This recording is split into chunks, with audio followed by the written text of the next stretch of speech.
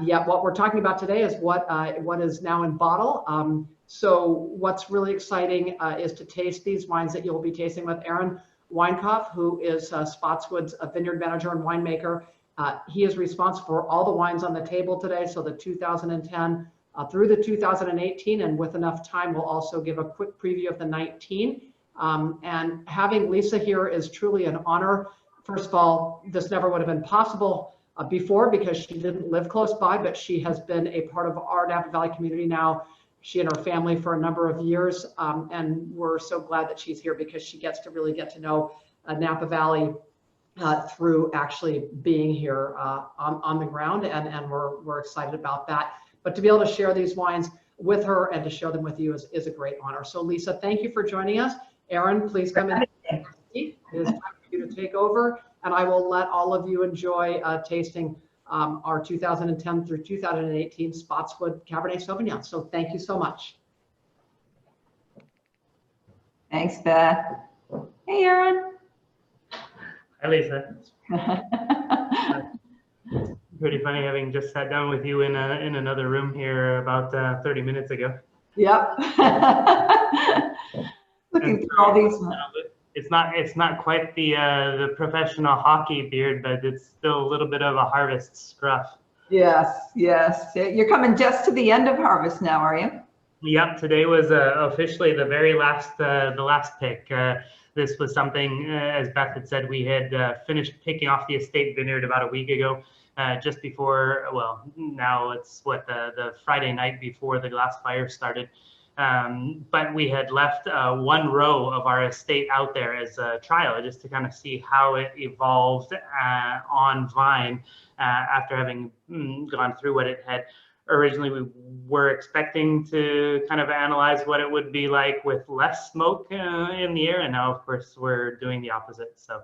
Yeah, it's so important. We need to experiment. We need to understand, exactly what's happening, both out in the vineyards, but also once the wines are made. So yeah, bravo. Yeah, it definitely has had those moments of the blind leading the blind lately. But the great thing is with the caliber of people around, the caliber of winemaking that everybody is striving for. These are things that have never really been encountered, and yeah, to see the fervor with which everybody's addressing this and how people are really constantly and meticulously evaluating what's being done is pretty impressive. So kudos to everybody else. Wow, yeah. Before we kick off into the tasting, we got a spectacular tasting. We've just, you and I and Beth, gone through the vertical ourselves. Maybe let's talk a little bit about you, because you've been with Spottswoode for 15 years, or coming up to 15 years now. Yeah. You've made all of these wines on the table, all very different vintages, all very different reflections of the Spottswoode Estate. You've brought what was an organic managed estate into a little bit of biodynamics and all of that. Let's hear a little bit about you and your take, because I will also point out to people that you're a little bit unique because you're not just the winemaker, you're also the vineyard manager. And you see that maybe in some smaller estates in the old world and things like that, but for a lot of the, let's say, top-notch estates of Napa Valley, that's a little bit unusual. How did you come to get this position, first of all, that you're both the vineyard manager and the winemaker?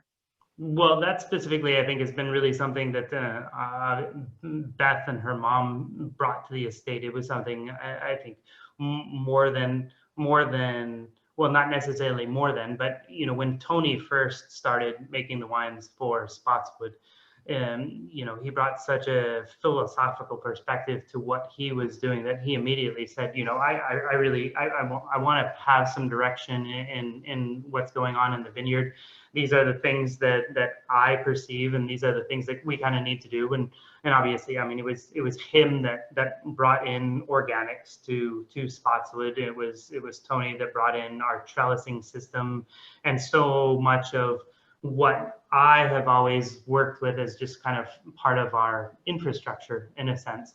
And then, of course, I have had the good fortune of having those that, of course, came after him and before me that had very similar roles of having very big roles in the vineyard management and also being winemakers. And of course, Rosemary and Jen were, were people that were the two ladies that I worked with that were very much mentors and were always just so awesome in sharing their thoughts and perspectives on things. So I was able to take, of course, all of the good fortune and experiences that they had shared with me and bring that to where I am now. I started, of course, as assistant winemaker underneath Jen back in 2006. And yes, soon thereafter took over as vineyard manager and then eventually took over as winemaker.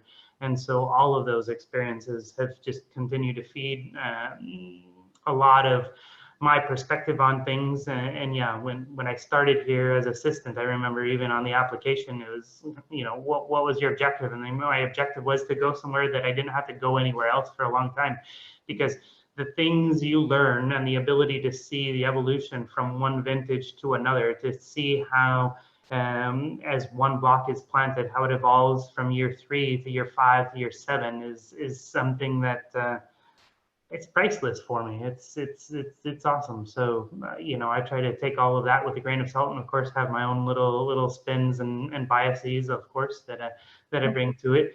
And yeah, you mentioned biodynamics. Of course, yes, biodynamics was something that I kind of brought into it, but not from a dogmatic perspective, and it certainly hasn't been dogmatic in any ways in how it's affected us and how it affects our management. But it's one of the few kind of top-down ways of looking at things. They look at big picture and then work back, as opposed to a lot of science, which is very bottom-up oriented. So it was just it's another tool for us in our repertoire of how we go about farming and making the best wine we possibly can. And it really is. I mean, I think most of it is in the vineyard. I agree. I think that brings us neatly into looking at the first vintages. I was actually thinking we've almost got kind of a bell curve here, don't we? Because we start off with cool years and then we sort of work our way up to warmer years and then we come back down to cooler years. Yep. So it's kind of fun. Let's kick off with the 2010.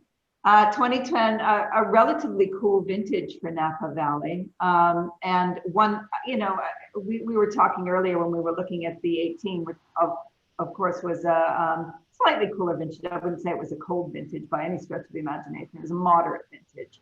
But it does seem to bring out some of the perfume and nuances and even more of that minerality of Spottswoode. And I think that's exactly what we're seeing in this 2010 now, 10 years on, all of that sort of beautiful perfume coming out and those little fine nuances in and amongst the richness of the fruit.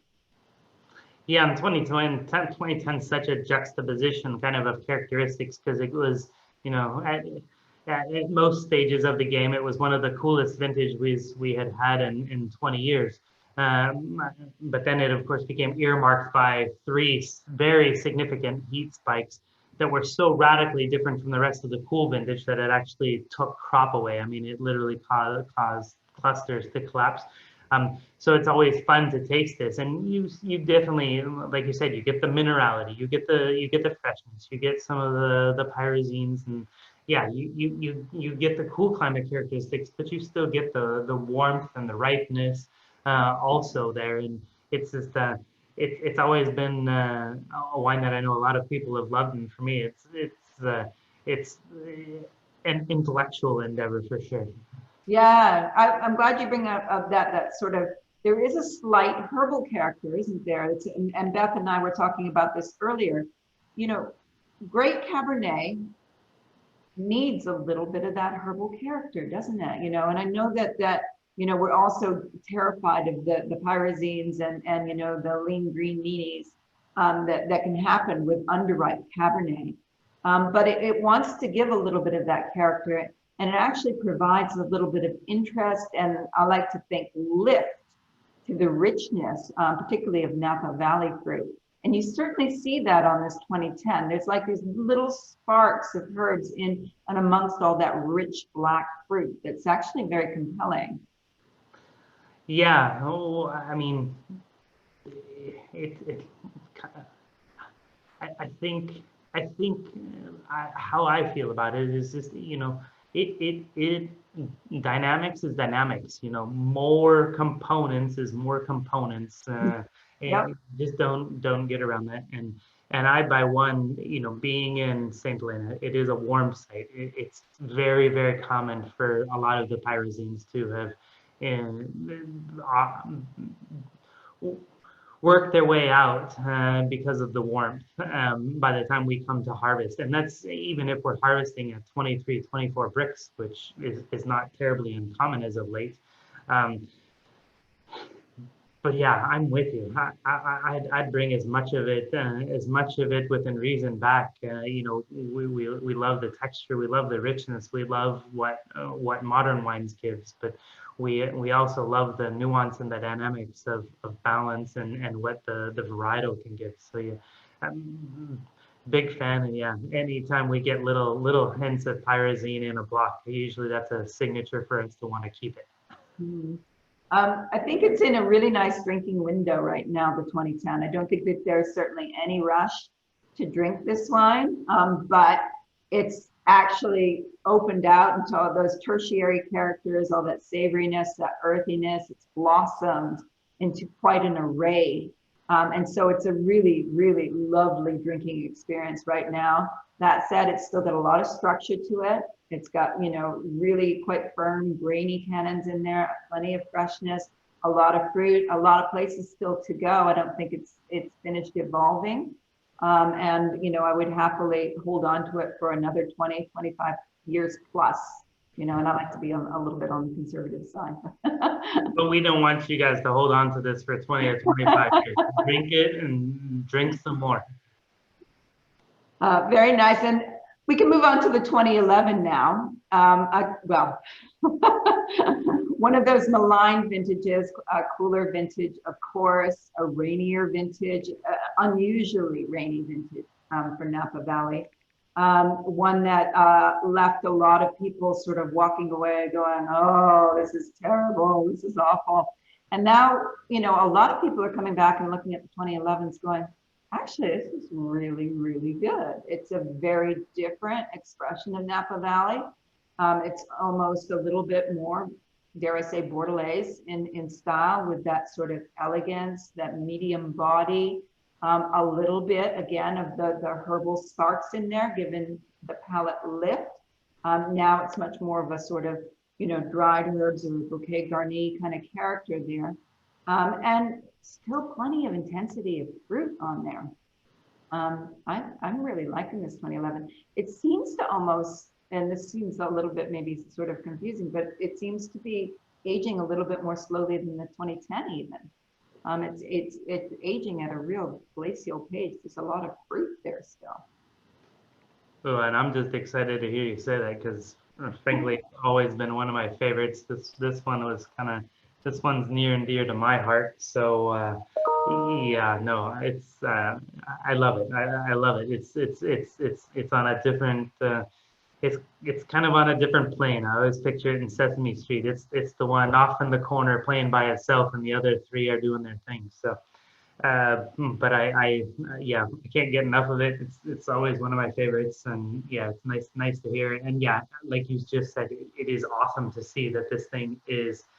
It was the anxiety when we were making this that maybe it would go through its paces of evolution more quickly, and right now the balance, the freshness, the energy behind this is really appreciated. So I'm happy to see that it's doing so well. Yeah, I think a lot of people were thinking that these 2011s would fall apart quite quickly. They're clearly the best ones aren't, and I suppose a lot of that will have to do with selection. That it was a very small vintage. A lot of selection was necessary. Only the best of the best went into these top wines, such as your own. And so what you're left with is a wine that's, it's really sort of very tight early on, but now, you know, it's a lovely drink. And, you know, again, I would give it the same drinking window as the 2010. It's really holding up well. There's a lot of fruit still there. Yeah, and if you like pyrazines, seek it out. If you don't, go to the other vintages. Well, you know, it's not even that green. You know, I wouldn't even sort of mention it, because I think unless everybody's looking for it with 2011. Everybody's looking for the pyrazines, and I would say, you know, it's on a par at this stage with 2010. You know, it's really in the background. So it's not what I'd say an overly herbal character that's coming through on there. Cool. Very nice. Okay, and then we get into a very different set of vintages. We get into the warmer years. We get into, I suppose it was the start of what would be the drought years with the 2012 vintage. And I think 2012 kind of kicks it off very well. I like the way the 2012s are looking right now. I did a tasting last year, yeah, of all of the top sort of 2012s. And wow, they're just like, you know, singing at the moment. Lots of richness, lots of depth, lots of expression, and really kind of staying true to where they come from, which is nice, because that's kind of your signature as well. You want the wines very much to speak of Spottswoode, to have that sense of place. And I think 2012 was a vintage where you didn't have to maybe sort of arm wrestle with it like some other vintages. It really wanted to show Spottswoode. How do you feel about the 2012 right now? Well, I think you kind of summed it up pretty well right there. It was kind of funny. All I remember is after the anxieties of some of the previous vintages, it was like all of a sudden harvest started, and everybody just kind of took a big deep breath and just kind of a sigh of relief, and was like, from there on out, Nailed it. They were like, oh yeah, it's falling off a log. Wow. And no, the reality is yes. I mean, I thought the vintage really accommodated a beautiful wine that really took very little effort. Yeah, it's funny because when, again, before this, we went live here, I was talking with Beth about, there's a sense of minerality that I always get with Spottswoode. I always get it to a certain extent with Dr. Crane, which is down the road from here. And she was asking, well, you know, what does that mean to you? And I said, well, it's almost like, you know, smelling a kind of bucket of rusty nails, and then when you put it in your mouth, it's like sucking on rocks, you know. And this wine for me, it has that in spades. You know, you can really, when you smell it, it's got that kind of ferrous iron ore kind of character. And when you put it in your mouth, there's something very sort of like, yeah, pebbly, rock-like, crushed rocks, you know. But not smell that rich fruit. A good sucking on rocks, though, right? Yeah, you can tell I was one of those kids just like grew up in the dirt. Yeah, because it reminds, it's a smell. I grew up on a farm, but it's a smell and a taste that reminds me of my childhood. Actually, it really does. It's got that sort of, but in a good way, because again, like we were talking about with the herbal character in the 2010 and the 2011, it's in the background. It's these little accents and sparks in there that create interest and a bit of lift to the wines that I love. For sure. For sure. And we're not going to languish on this one just because we've got, what is that, 7 more left. That's okay. We'll get there. 2013. 2013, I was mentioning, you know, I keep, you know, coming back and tasting 2013s over the last, it must be the last couple of years or so, whenever I come to a 2013 and boom, they've really shut down right now for you know, a good while there. Actually, they were quite bold, powerful expressions of place, and now they've just like gone into this shell, and you kind of have to swirl and swirl and swirl and swirl, and there you can sort of get the little signatures of all of that powerful fruit and spice of the 2013 vintage. And on the palate, yeah, it's all there. You can feel it. It's like a bomb waiting to go off. But they're going to need some time, aren't they, the 13s? Yeah, I just see myself doing all these facial contortions as I'm trying to run my teeth, run my tongue along my teeth, and work through still how firm and at the same time just how massive and dense this wine is. So Yeah. the only charm I find is just that there's still just that little beauty in the nose that I always liken to a little bit of violet. That there's this weird sense of massiveness and beauty at the same time, and obviously the massiveness has been winning out over the last few years, but I still expect that beauty and balance as those tannins soften is just going to come back in and start singing here in a few years. Yeah, I would say, for anyone who's got 13 in their cellar, probably not the best time to open it. The 2012s, 2010, 2011, 2012, much more open it. And I would say even, going into the more youthful wines, 15 would probably give you a better experience than a 13 right now. But I would say give it another 4 or 5 years. It should emerge. There's a lot of tannin there. There's a lot of tannin. There's a lot of structure. And that's a little bit of what's sort of holding it down. But these things, they tend to blossom like, wow, you're tasting and tasting and tasting. And then one day, suddenly, boom, it's just exploded. And it's going to be an incredible wine. If you feel like you must crack open a bottle of 13, it's going to need some decanting now. And that would be, at least a good few hours of double decant in order to bring out some of that. But yes, I guess you opened this about an hour ago, an hour and a half ago. Yeah, a couple hours ago, but we did not decant these. We really, it was one of those things where we thought, a lot of these we haven't been able to dig into that much lately. And we really wanted to see kind of what the evolution on them was. You learn on our end is we're trying to, convey some sort of best practice to our customers, to the consumer. It's really awesome to be able to sit and watch these evolve. And this is one of those wines, like you just said, decanted, double decanted, do it hours beforehand if you can.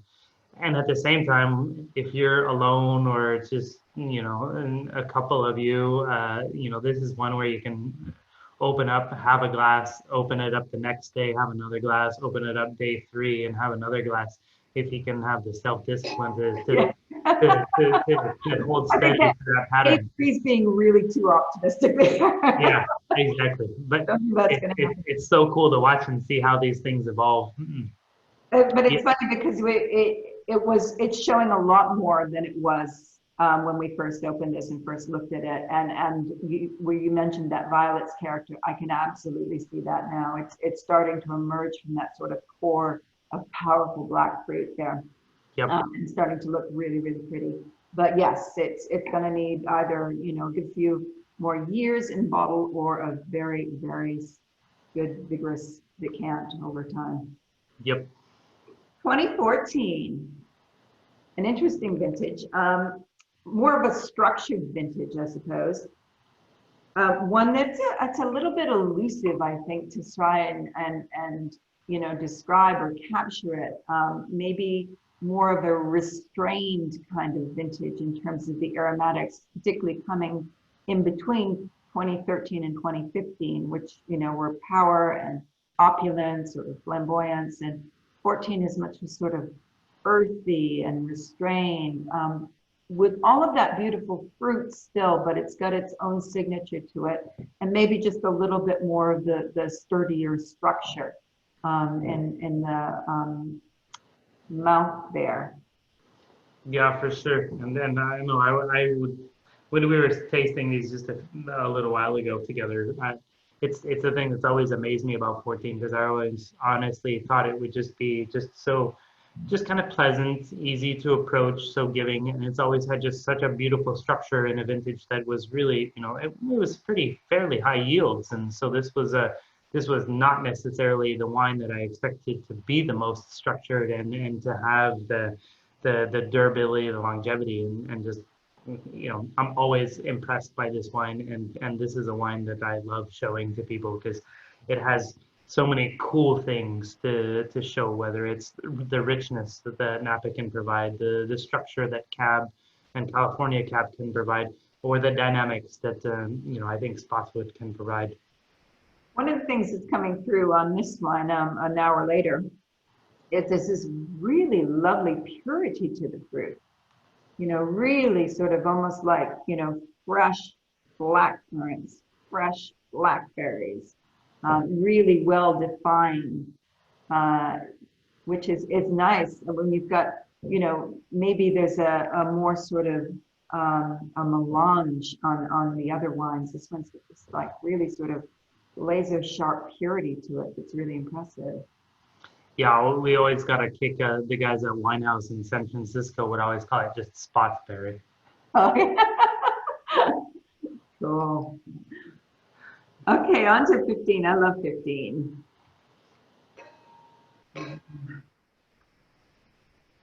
This one really hasn't shut down very much. I was expecting it to have shut down more. It's still like really opulent, flamboyant, got all of the spices, floral notes. It's really sort of just, wow. It's almost like you kind of want to faint just smelling it. There's so much going on there. It's funny for me just because this was a wine. It's funny how you get stuck with these first impressions, or this was the start of a first of a series of very challenging harvests, because right around the time we were getting ready to pick, we were hit with a 10-day heat spell that honestly I didn't know whether it was gonna just kill off the vines or what exactly it was gonna do, and it was one of those things where managing through that, there was always this kind of apprehension and this reluctance to think that it was going to be so amazing. And the reality is with time, I feel like I've been able to appreciate it more and more, because like you said, it has all of the herbaceousness, but not herbaceousness like green, dried herbs, all of the savory components, just beautiful fruit, beautiful nuance, beautiful richness. And it was something that, I was always, I think, reluctant to kind of see there, because I was always expecting it to fade, because I knew how challenging and how hot it had been. Yeah, it's a little bit like, I guess, with 2011's the extreme example. You never can second guess Mother Nature and what's actually going to be there in the grapes. What I love about 15 is that there just seems to be so many layers. You've got red, black, and blue fruit all beside each other. It's like the fruit has all of these different stages of ripening in one. And as you say, a little bit of savory herbal character, lots of floral notes, lots of spices. It's just so much going on in this wine. And, it's what we refer to as complexity. It's just all of these layers. And yet there's this wonderful freshness in there as well that kind of almost is counterintuitive to those levels of ripeness too. Well, I can tell you, I'm so excited to hear you say that, because for me, every single vintage, knowing that we're in a very warm site. I mean, St. Helena typically is one of the two warmest sites, and so much of what we do, whether it be how we trellis, how we manage the vineyard, etc., is about trying to bring about restraint and balance to what is a warm site. And so to hear you say that, just kind of makes me all warm and tingly inside. I said it earlier when I was talking about the 12, that it almost makes itself. These things don't. The amount of work that goes into the vineyard management and the effort that my team puts in on a yearly basis really is just, for me, so awesome. And when I see the fact that we're still able to preserve freshness and beauty in a warm and challenging vintage like 15 and successive vintages, that for me is such an awesome achievement. So it's nice to hear that. So thank you. Absolutely. And then coming into 16, I was kind of, you know, I tasted the 15 and I thought, well, where can they go from here, you know? And then 16, I think took us all by surprise, because by then I had been, you know, tasting the barrel samples of the 16, and the 16s didn't really want to give away very much from barrel. It was really, you know, just before, I suppose, they went into bottle, and then once they were in bottle, wow, I think we actually saw how great this vintage was. But the 16 was not just a really, really great vintage for Napa, but a very consistent vintage from top to bottom across the valley. I mean, it was just like, wow, these wines are awesome. And still looking at it now, I'm just like, you know, blown away. There's this richness to it, but there's this harmony to it as well.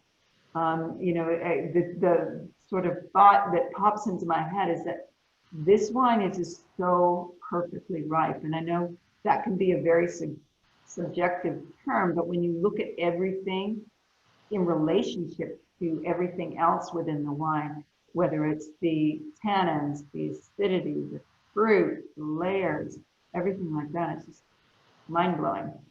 How do you feel about 16 now? I mean, 16 will go down as one of my favorites for sure. I mean, you hate to say that, you know, we're not supposed to have preferences amongst any of our children, but it's a vintage for me that, you know, it kind of ticked off all of those boxes. It has a freshness that I appreciate. It has a savory component, less savory, less spice than 15 is kind of its foil, because in many ways, I thought the vintages, length of vintage, timing of vintage, so much about those vintages were very similar as far as growing them. So to see the freshness in the 15 versus the spice of, the freshness of 16 versus the spice of 15, I think is just that they're great foils to each other, and both, you know, at a level that, yeah, we're proud of them. We're proud of what we do, and yeah, they show well. Yeah. I'm going to skip 17 just for a second, because there's a real similarity. We were talking about what 18 is similar to. And I'm looking at the tannins of the 16 now, and the tannins is a real similarity in the tannins. It's so finely grained, you know, that but they are grainy. You can feel that Cabernet tannin. They're not, dare I say, you know, powdery or flush or anything like that. There's a real sort of like grippiness to them that I love, and for me, it's a real signal of you know, long aging, and I see that as well on the 18. What might account for that? Well, I guess I always go back to this sense of kind of a slaty minerality, and slate in and of itself is kind of an oily rock. You know, ground up, it'll be just fine and sandy. It doesn't remain clunky like granite does. And sorry, this sounds so stupid talking about this stuff, but it's just one of those things where there's a fineness of grain, but there's an oiliness and richness that you said it about 16, where it's just a really beautiful ripeness, where you get the full expression of the vintage. And I see that again in 18, and I see that not forced. You know, it's a vintage that was a little bit cooler going through verations, so you're really able to fine tune it, as opposed to, you know, if it were really hot, where, you know, some of your hands might be being forced as you're trying to go through and sort out your 10 different picks, which is about how long it takes us to pick off the estate vineyard. So it's just one of those things where it's got that balance. It's giving in so many realms, and yet it still has that tension. It still has the drive, the finesse. And yeah, I know we talked about it earlier, but I find a lot of similarities between 18 and 16, and even 18 and 14 a little bit. But it's just one of those vintages where it's singing. We'll come back and talk about 18's personality in a minute. Let's go to this 17, because 17 was, the challenging. It was a tough vintage. It was a tough vintage all around the valley. And yet you've got a beautiful wine that almost like is counterintuitive to all of the difficulties of the vintage. And we can start with the Labor Day heat wave, which was Brutal. really tough on the vines, and then coming into the fires. Can I interrupt? I'll just clarify what that Labor Day heat wave was. It was about 10 days over 100 degrees, with 3 of those over 110 degrees. We topped out at 117. Oh my gosh, yes. Yes. Yeah. Vines aren't happy when they're that hot. They tend to shut down. And so, of course, the challenge was, getting your fruit ripening or your vines working again, just to push, because Labor Day is just too early to pick, just to push them through that last stage. And really, it's the phenolic ripeness, I suppose, more than anything that you're looking for there. You need to get those tannins ripe, and at that stage, the sugar is probably still pretty low as well. So what did you do in order to get this, which is actually really, really good? Well, I think you see the spectrum. I mean, this is a wine that still clocks in, I think, at like 13.7% alcohol. So this, you see the full expression of all of the complications of the vintage in so many ways. But at the same time, I mean, it is the luxury of, it's myself, and there's 8 of us on the production, sorry, including myself, there's 9 of us on the production side that do all of the work in the vineyard, all of the work in the winery. And so we're constantly going in and out. We're constantly, our sole focus is here on this place, trying to make the best possible wine that we can. And so in 17, every single day, whether it was 117 degrees out or just 100 degrees out, I was out there every single day. I was looking at these things in the morning, looking at these things at midday, constantly looking at each individual block, saying, just asking them, what are you guys going to do? Are you guys feeling okay? Do you guys need some more water? Can you need a little massage? How are we going to help get you through this? And it was completely on a block-to-block basis. It was long walks every single day, going through up and down every single block, trying to figure out which blocks were managing the heat well, which blocks were stressing and suffering a little bit, which blocks were just like, no problem, we're doing good, we've got our umbrellas, we've got plenty of leaf area, we're good to go. Just keep giving us water. And so that's what ended up happening, is really 17 ended up being split into almost 3 separate vintages for us, where we picked the first batch of stuff that coming off of that heat spell didn't react like it was going to continue to give us anything, that it had seen its best days, that we needed to take advantage of where it was at that moment, bring it in, and then continue to look at how everything else came in thereafter. The second pick was about 1/3 of the vineyard that did really well going through the first heat spell. It never started really accumulating sugar anymore, but it never suffered. And so it was able to get about almost another 3 weeks of actual hang time on the vineyard to bring about a little bit more ripeness. And then, of course, then the final third of the pick was stuff that actually hung out, was able to start after about 3 weeks, start producing sugar again and continue its evolution in the vine. And the fascinating thing is for us on the blending side, you may think that maybe all of this blend ended up being just from that last third, or maybe those last 2/3. The reality was that was not the case. There were components of each of those that really contributed to making this such a beautiful wine and a beautiful expression that still represents the vintage, represents all of those different components, and of course represents our style and our attention to detail and our effort as we're blending these things up. So did you have any fruit still hanging during the fires? No, we happened to be really lucky. I mean, obviously, we had already picked off 2/3 of the vineyards a week before those fires even started. And we had about 6 blocks that were hanging out, and it took us about 3 days to finish picking those up.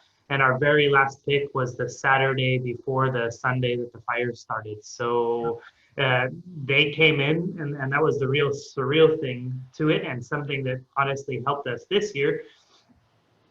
The first 2/3 had more or less, it had already been through peak fermentation. It didn't need a whole lot of babying in the winery. So those were able to sit in the winery without electricity and without a lot of the things normally we would need to progress. And then that last third was sitting in there and just got a longer cold soak than we would normally give. And so it was just, it was very serendipitous that we were able to get it all timed so well. Even though we were without electricity for 4 days, what we had on the 2 different spectrums of the fermentations was really able to progress in still a very normal way as soon as electricity came back on, as soon as the fires worked their way through, and as soon as we were ready to roll again. Wow. Yeah. All right, we're going to move to questions in just a second. I'm just going to say very briefly, this 2018 is looking pretty amazing. I mean, the real reason that I'm here is actually to taste your 2018, to take a little preview look at your 2019 barrel samples. But 2018, pretty amazing vintage. A cooler year, but not cold by any stretch of the imagination. No rain spells. Well, we did get a little few sprinkles at one stage, but it was nothing to even comment on. Just a nice, long, even hang time, producing what I'm seeing, because I'm tasting a lot of 2018s right now, a very different style of Napa Valley, and a very different expression of Napa Valley. And I think part of that has to do with viticulture, winemaking, and newfound freedom, I suppose, from a lot of winemakers to be able to express fully and embrace not just the sense of place, but also the vineyards that are coming through. I'm going to give you 3 words to say how you feel about 2018, and then we're going to move to questions. 3 words. Oh. Fresh, rich, loving it. Sorry. Loving it. You trapped me. I love it. Thank you, Aron. No, thank you, Lisa. Can you pull up the questions there? I guess I could pull up. Yeah, no, I've got one here, and this one was specifically for you, and it just said, given the wide variety of cabs you taste all over the valley, what 2 or 3 characteristics do you think epitomize Spottswoode versus some of the others you taste? Yeah, it's almost it kind of defies, you know, as Aron was explaining, this is one of the warmer sites here in the whole of Napa Valley. It's very warm up here. On that Labor Day weekend, it got to 117 here. I remember it because I actually came up to St. Helena on that Labor, it was the Sunday before the Labor Day, the Monday, and it was 117 degrees. So it was very hot. But you know, the wines are anything but. I mean, it's almost like it's hard to wrap your head around that, because what you've got is a certain sense of generosity, yes, a certain sense of richness, but there is this freshness to Spottswoode. And like I was saying, it's a little bit of a similarity with what I see with Dr. Crane just down the road here. That freshness, that minerality, with all of that intensity, maybe intensity more so than concentration and weight. There's an ability here to get this level of flavor and phenolic ripeness at what seems to be, you know, less weight than maybe other areas. And I don't know why that is. It could have something to do with Aron's very, very fine vineyard management. But if I were going to sort of express what makes Spottswoode unique, it would be that. It's a pretty incredible site here. It is an incredible site, and it is not just me and my management. There's a lot of it that is the site. There's a lot of work that absolutely goes into it, and there to preserve the freshness and some of the subtlety and beauty that we find out of the site is great. But really, what makes kind of this part of the bench and this part of the valley special is just a balance to it, and it's a very powerful soil early on. It is a lot of components that go into it. These are fairly deep but still well drained because we are right at the start of the bench, so this is large rock, large gravel, subsurface that creates that depth and energy that I think is great. We won't go into that more. I'll go through some of these quickly. Is Spottswoode Estate 100% cab? No, it's not. We also have about 1 acre of Petit Verdot and about 3.5 acres of Cabernet Franc planted. That usually translates into us using a relatively similar portion in the sense that we're usually 3 to 5% Petit Verdot. We're usually kind of in that 4 to 10% Cabernet Franc and kind of 85% Cabernet Sauvignon on a pretty consistent basis. I mean, that goes up by percentage points every year, but that's it. Let's see here. Question for Lisa: are you going to post new reviews of these from this tasting on WA? You can answer that however you want. Yes. The reviews on the 2018 and the 2019 barrel samples, I'm producing the first part of my Napa Valley 2018 report, and the 2019s at the end of this month, the end of October. I'm also going to write up the vertical here because I just think, I've done a lot of these wines before, but I think it's really nice for people to see how they're tracking as well. So yes.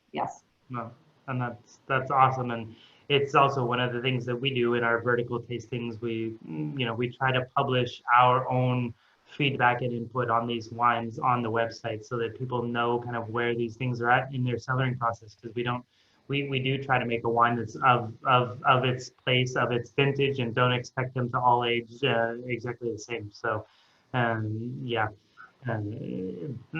feedback's there, they're constantly changing. Here's a question: what do pyrazines offer to tasting? Is it best to try to avoid the bell pepper nuisance in any wine? Can I please take this before you?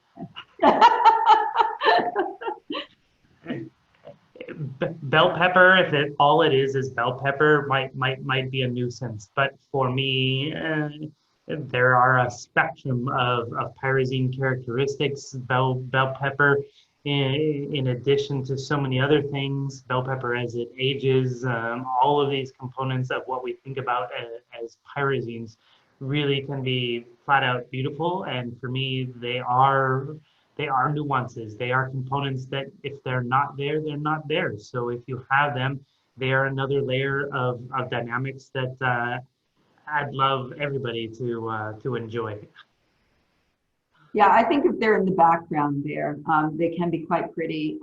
It's almost a shame, to ripen them out completely, because I mean, you're ripening many flavor and aroma and flavor compounds at the same time. And they all have their different sort of curves where they peak in terms of how much of them that are present in grapes, and then they start to drop off. And so, when you're ripening one thing out, you might be also, getting rid of other things. And what we're looking for is the optimum flavor ripeness, where you get lots of different aroma and flavor compounds existing in a kind of harmony with a nice fruit core there. So I like a little bit of that pyrazine character in the background quite often, and it can be a trade-off trying to ripen it out completely. Yep. Here, a couple more questions that I can answer quickly. How old are the estate vines? The first big replanting that we had to do was 1991. That was unfortunately because a lot of it was just succumbing to phylloxera. So those are the oldest. Those are the oldest vines here on the estate. Bricks on the 2010 were probably like 24.5 to about 27. Most of the stuff that was really damaged following those heat spells raised up and shriveled off But there was definitely still a spectrum, and it really just boiled down to how well we were able to sort. The goal would be to sort out as much of the overripe stuff as possible. Let's see here. How do you store an open bottle for drinking on night 2 or 3? Do you keep it at room temp? Do you use the vacuum tool? So I gotta. I'll save you from answering this one, but yes, you do whatever you want. The reality is if you like them warm, they're going to be more volatile. They're going to show everything. The closet doors are going to be wide open. So if you like it, great. Throw it in the refrigerator. That'll cool it down. That slows down all of the process. The vacuum on a wine that has a lot of restraint is just going to help it open up, or sorry, the vacuum is going to hold it tight. So if you want it to open up, no, just let it breathe. Learn from it. As you watch these wines, they'll tell you exactly what's going on. Here's one for you, Lisa, that should be fun. Would Lisa compare 14 to 15 when she is done as far as which is more approachable? I get some pyrazine on the 14 and find the 15 much softer and approachable of my plate of 13, 14, and 15. Yep, I agree with you. I think the 15 right now is actually more approachable, even though it's the younger wine. We don't know how long that will be for. The 15s for now, I haven't seen have gone into that mute phase that we were talking about before, like the 13s, and they're just like really, really sort of singing at the moment. And so I'm quite happy, to pop all of that open right now. The 14s, I still think are a little bit closed. I think that, they are in that kind of clumsy stage where they can just, show off a little bit of the pyrazines and all the fruits kind of trapped in there. Again, with some decanting, this 14 is opened right up. With now about an hour and a half. Yeah, and it's really just the fruit is at the forefront now. So either a good long decant, or keep the 14, I would say, in the cellar for another 3-4 years, and drink the 15s until they do start to shut down. But I haven't seen it yet with the 15s. They're really, really lovely still. Here's one quick one that I feel like we just have. I'll give some honest feedback for is how does the 2020 situation look for the Cabernet Sauvignon? Some other wineries were forced to skip the vintage. Curious the situation for Spottswoode.